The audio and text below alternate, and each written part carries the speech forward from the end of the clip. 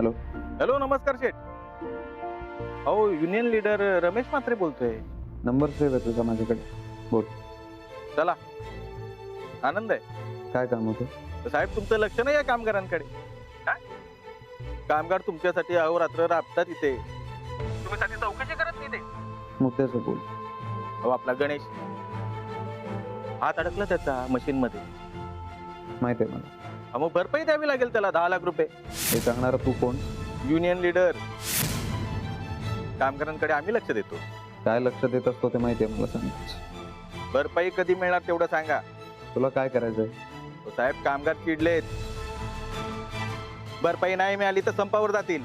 ते मी बघून घेईन, तू नाही सांगायचं मला. हे बघा, कंपनीच्या भल्यासाठी सांगतोय. तुला एकदा सांगितलेलं कळत नाही का? आणि कोणाच्या सल्ल्याची गरज नाही आहे मला. आणि कंपनी कशी चालवायची हे तू शिकवण्याची गरज नाही. त्यामुळे या कारणासाठी फोन नाही करायचा मला परत. कळलं?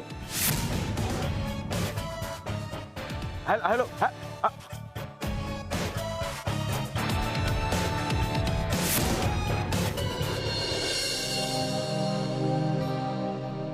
आई,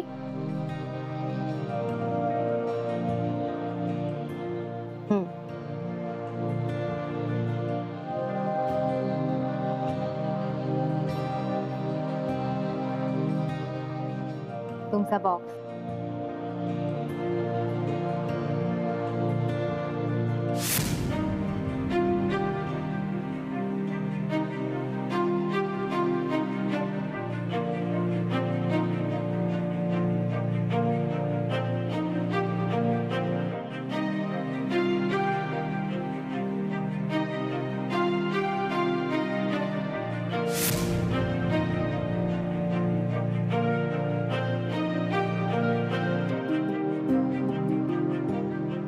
तुम्ही बघा सगळं, मी आलीच. नाही अगं, थांब ना. बस.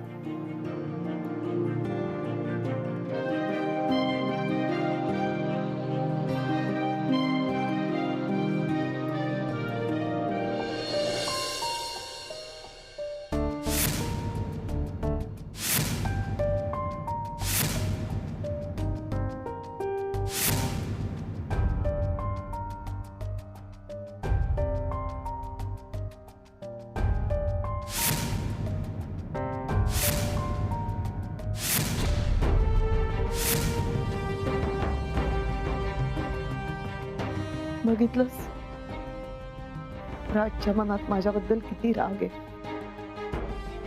मला कसं कळेल की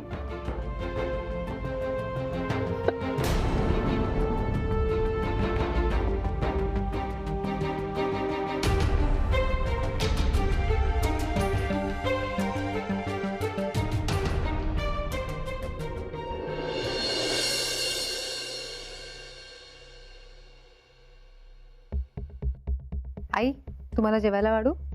नाही, एवढ्या लवकर कशाला? का भूक नाही लागली तुम्हाला? नाही, नंतर जेवेन मी. बरं, ठीक आहे.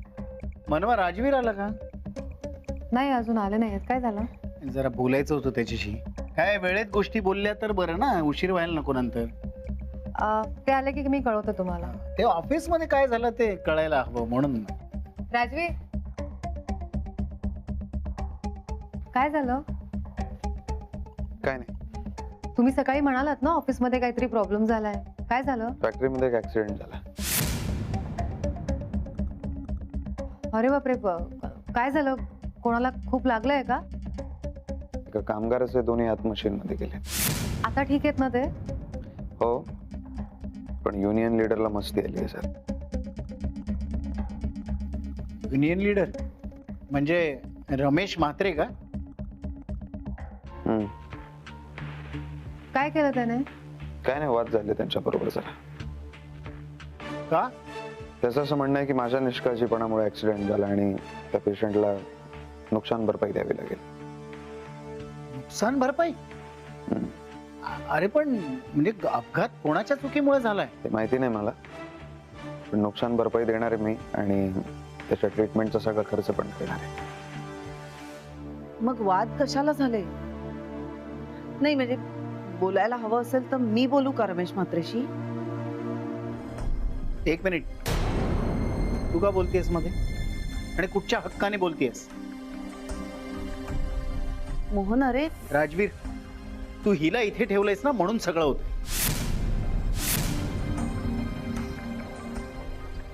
काका काय बोलताय तुम्ही? हे बघ मनवा, या घराचा इतिहास भूतकाळ तुला काही माहित नाही.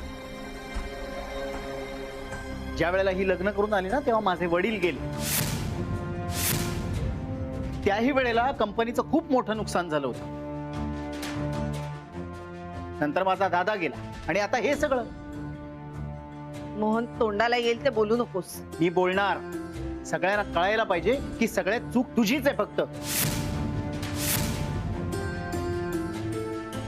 राज, ते सगळं जाऊ दे. मी काय म्हणते, जखमी झालेल्या कामगाराची सगळी जबाबदारी घे आणि त्याच्या मुलांच्या शिक्षणाचा खर्च पण उचल.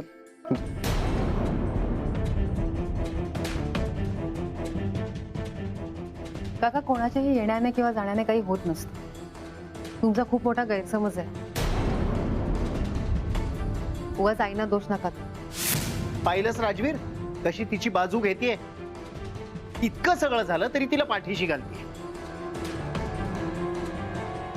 आणि वर सल्लेही देते. वाह, तुला खरंच सांगतो राजवीर, ही बाई इथे अजून राहिली ना तर खूप मोठं नुकसान होईल.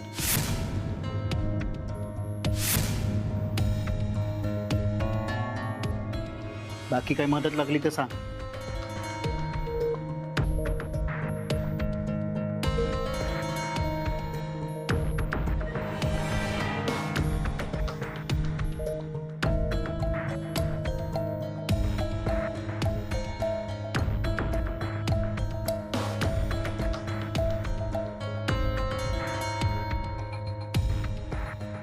साहेब, तुमचं लक्ष नाही या कामगारांकडे. अहो, आपला गणेश हात अडकला त्याचा मशीन मध्ये. मग भरपाई द्यावी लागेल त्याला 10 लाख रुपये. साहेब, कामगार चिडलेत. भरपाई नाही मिळाली तर संपावर जातील.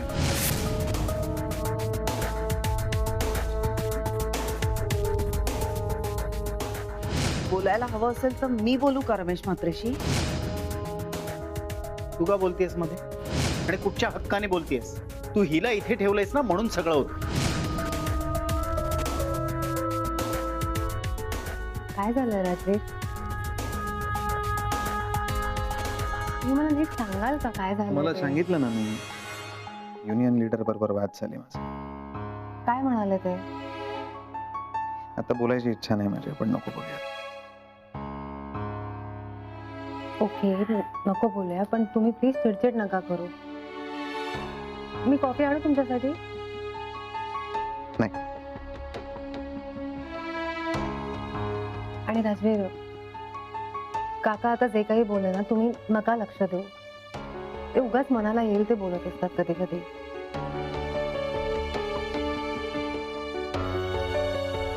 काय झालं? त्या बाईबद्दल बोलण्याची पण इच्छा नाही आहे माझी. आणि त्या बाईला सांगून द्या मला सल्ले नाही द्यायचे. राजवीर, तुम्ही चिडला होता ना मी मग. सांगितलं होतं का? पण विचारलं होतं मी तिला. मग का बोलली मध्ये ती बाई? एक तर घरी राहू दिलंय ना तिला, मग शांतपणे राहायचं. उगाच गरज नसताना, विचारलं नसताना मध्ये मध्ये नाही बोलायचं. आता इच्छा नसताना तोंड बघावं लागतं रोज तिचं. काय असं बोलता तुम्ही?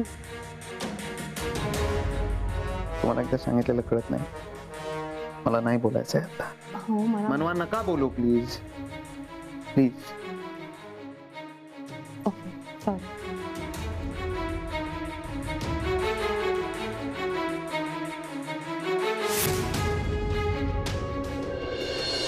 अरे मूर्ख आहे तो रमेश म्हात्रे. युनियन लीडर झालाय तरी अजून अक्कल नाही आली त्याला. अहो वडील, तो डायरेक्ट किती बोलणार? डायरेक्ट बोलायची गरजच काय? मी त्याला बोललो होतो, आधी वातावरण तापव, मग पैसे माग. त्या मूर्खाने डायरेक्ट पैसे मागितले. तुम्ही बोला राजवीरशी. तेही मी त्याला बोललो होतो राजवीरला की मी बोलतो. म्हणाल नाही, तू मध्ये पडू नको, मी बघतो काय करायचं ते. राजवीर कडून अजून काय अपेक्षा आहे म्हणा? बघ, अपेक्षांचा प्रश्न नाहीये इथे. प्रश्न हा आहे की मी रमेशला चांगला ओळखतो पूर्वीपासून.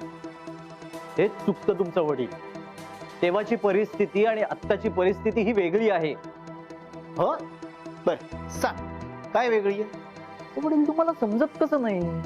तेव्हाचं जग आणि आत्ताचं जग वेगळं आहे. हे बघ, राजवीरचा बाप जेव्हा कंपनी चालवत होता ना तेव्हा मी संप घडवून आणला होता आणि तो भिकेला लागला होता तेव्हा. आणि राजवीरने कंपनी त्यानंतर टेक ओव्हर केली.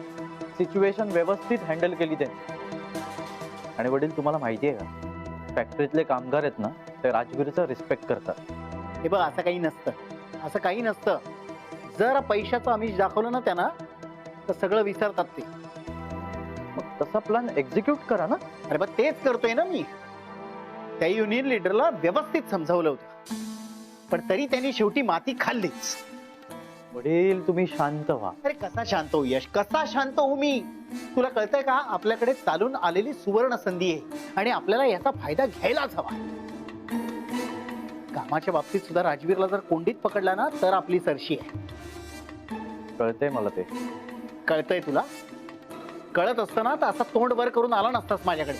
ओ वडील, तुम्ही ना मला अंडर एस्टिमेट करू नका. मी काय हाताची गडी घालून शांत बसलेलो नाही.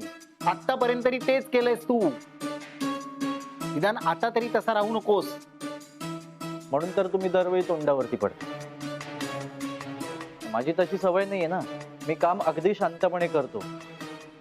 म्हणजे ढोलताशे वाजवून गावभर सांगत बसत नाही. नाही, नक्की काय आहे तुझ्या डोक्यात? ते बघा, माझ्या डोक्यात तेच आहे जे तुमच्या डोक्यात आहे. आपल्याला काय करायचंय? आपल्याला कंपनीतलं वातावरण खराब करायचंय. हो. अरे पण तू मूर्ख युनियन लीडर. आता तुम्हीच बोलणार आहात का? का मलाही बोलायला काही संधी देणार आहात? सॉरी, बोल. आता शांतपणे ऐका. तुम्हाला जसं अपेक्षित आहे तशीच सिच्युएशन मी क्रिएट करून आलेलो. नाही म्हणजे तुमचाच मुलगा आहे मी वडील. थोडा तरी विश्वास ठेवा. आता फक्त ना उद्याच्या सकाळची वाट बघा. वातावरण कसं तापतं हे तुम्ही बघाच.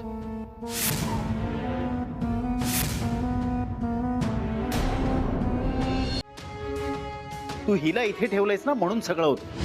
ज्या वेळेला ही लग्न करून आली ना तेव्हा माझे वडील गेले. त्याही वेळेला कंपनीचं खूप मोठं नुकसान झालं होतं. नंतर माझा दादा गेला आणि आता हे सगळं. सगळ्यांना कळायला पाहिजे की सगळ्यात चूक तुझीच आहे फक्त.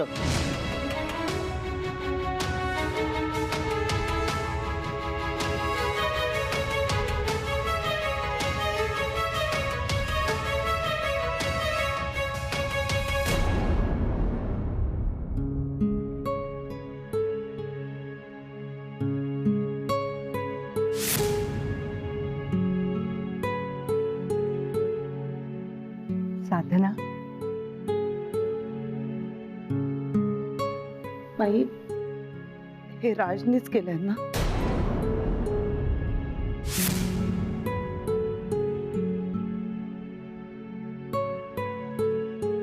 ही पेटी तुला कशी मिळाली?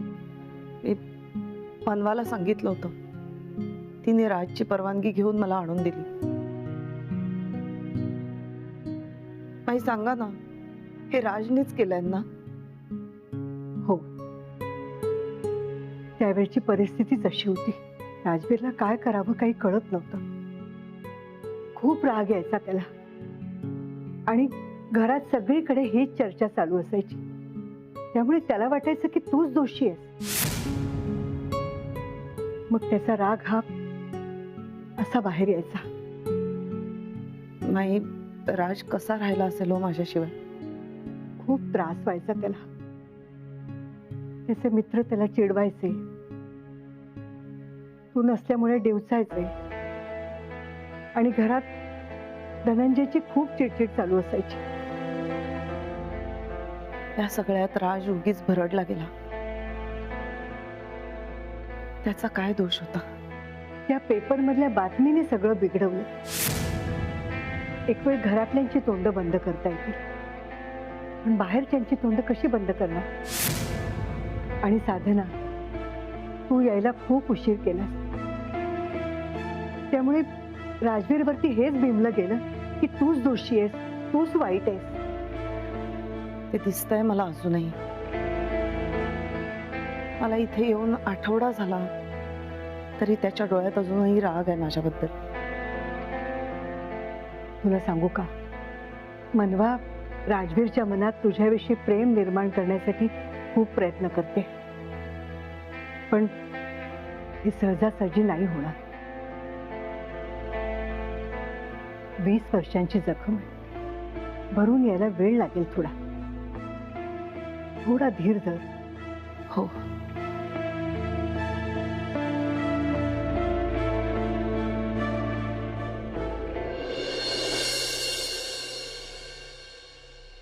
धना, धना कुठे?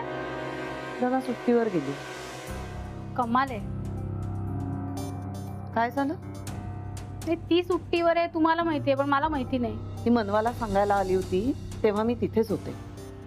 मनवानी ना शेफारून ठेवले तिला, बाकी काही नाही. अगं नाही ग, तिचं वडील आजारी आहेत गावाला, म्हणून गेली आहे ती. पण तुम्ही काय करताय किचन मध्ये? त्या दिवशी एवढं सगळं झालं, विसरलाच वाटतं. काय म्हणायचंय तुला नक्की? खरंच तुमच्या हिमतीची ना दाद द्यायला पाहिजे. राजवीर एवढ्या वेळा तुमचा अपमान करतो तरी निमूटपणे तुम्ही सगळं सहन करत राहता. मुलगा आहे तो माझा. आणि तुम्हाला आई मानायला पाहिजे ना. गेल्या 20 वर्षात मी एवढे अपमान सोसले आहेत ना की आता मला त्याचं काहीच वाटत नाही. त्याचं काय कौतुक सांगताय आम्हाला? नाही, मला फक्त एवढंच म्हणायचं आहे की नवल काही नाहीये. मी तुमच्या जागी असते ना कधीच निघून गेले असते इथनं. नको रंजू, असा विचार सुद्धा करू नकोस. तुझ्या मनात माझ्याबद्दल कितीही राग असला ना तरी मी एवढंच म्हणेन, माझ्यावर जी वेळ आली ना ती तुझ्यावर काय जगातल्या कुठल्याही बाईवर येऊ नये. मी तुमच्यासारखं कधीच वागणार नाही, त्यामुळे माझ्यावर अशी वेळ यायचा प्रश्नच नाही. जाऊ दे, मी आता पुन्हा तेच सांगणार नाहीये की तुमचा गैरसमज झाला होता म्हणून. नका सांगू ना, आणि माझा विश्वासही बसणार नाही त्याच्यावर. ठीक आहे, चहा देऊ तुला? काही गरज नाही. आणि तुम्ही काय करता हे सगळं? तुम्ही केलेलं कोणी या घरात काही खाणार पिणार नाहीये. कोण म्हणतंय असं? अगं म्हणजे अन्न वाया नको ना जायला, म्हणून म्हटलं मी. नाही, अन्न वाया नाही जाणार. हा एक वेळ राजवीर नाही खाणार आईंच्या हातचं, पण आपण सगळे आहोत ना.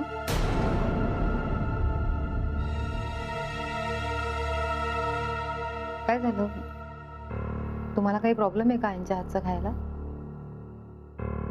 नाही, काही प्रॉब्लेम नाहीये. चांगलाच करतात साधना वहिनी स्वयंपाक. मी आले, मला जरा काम आहे.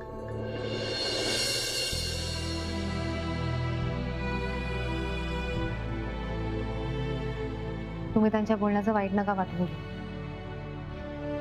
मी पण मदत करते तुम्हाला. Hello. Good morning sir. Morning. Sir तुम्ही ऑफिसला निघालात का? आता मी कधी निघायचं हे तुम्ही सांगणार का मला? नाही सर, मी अगदी सहजच विचारलं. सहज? हो सर. निघेन थोड्या वेळात. मी क्लायंट मीटिंग आहे ना. हो सर. सर मला वाटतंय आपण आजच्या मीटिंग पोस्टपोन करूया. का, काय झालं? सर तुम्ही आज ऑफिसला नका येऊ. मी ऑफिसला येऊ नको. सर तो युनियन लीडर आहे ना रमेश म्हात्रे, तो ऑफिसला येऊन गेला. कशासाठी? सर तो रमेश म्हात्रे धमकी देऊन गेलाय. कामगारांच्या सगळ्या मागण्या पूर्ण झाल्या नाही तर परिणाम वाईट होतील आणि राजवीर सरांना ऑफिसची एक पायरी चढू देणार नाही. युनियन लीडर मला धमकी देतो? सर तो काहीही करू शकतो. सर तो कामगारांना भडकवतोय, तो अशी धमकीच देऊन गेलाय. कोणाच्या धमक्यांना घाबरत नाही मी दवे. मला पण बघायचंय काय करतो. Sir please. दवे, मला शिकवण्याचा प्रयत्न करू नका तुम्ही. Sorry sir. त्या जखमी कामगाराला नुकसान भरपाईचा चेक दिला? हो सर, आजच देणार आहे. लवकरात लवकर देऊन टाका दगे. हो सर, आज देईन. बाकी कसा आहे तो? आता बरा आहे सर तो. एक 2-1 दिवसात डिस्चार्ज मिळून जाईल. ठीक आहे, आज मीटिंग झालं की भेटायला जाऊ त्याला हॉस्पिटलला. ओके सर, चालेल.